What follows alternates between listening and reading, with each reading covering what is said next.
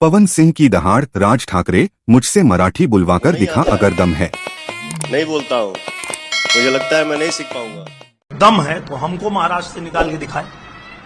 अगर अलवेश ठाकुर उसकी बाप की गुजरात में खेसारी और निरहुआ भी हुए साथ। भोजपुरी सिनेमा के बाप पवन सिंह ने ऐसा बयान दे मारा कि महाराष्ट्र की सियासत में भूकंप आ गया। राज ठाकरे, तू मुझसे मराठी बुलवाकर दिखा अगर तेरे अंदर माई का दूध है। यही बोलते हुए पवन सिंह ने सीधा मनसे को ललकार दिया। पवन ने कहा, हम भोजपुरी वाले किसी के बाप से नहीं डरते, हमारी भाषा हमारी पहचान है। तू कौन होता है हमें बताने वाला कि मराठी बोलो वरना निकाल देंगे। पवन की इस दहाड़ पर पूरा उत्तर भारत झूम उठा। खेसारी लाल यादव बोले, हमरे भाई ने जो कहा वो हम सबकी आवाज है। राज ठाकरे, तू भाषा का ठेका लेकर बैठा है क्या? और सबसे चौंकाने वाली बात निरहुआ, जो अब नेता भी हैं, उन्होंने भी खुला समर्थन किया। अगर मराठी जबरदस्ती थोपोगे तो हम हर शहर में भोजपुरी आंदोलन खड़ा कर देंगे। इधर मनसे वालों की कांख फटी पड़ी है, सोशल मीडिया पर ट्रेंड कर रहा है।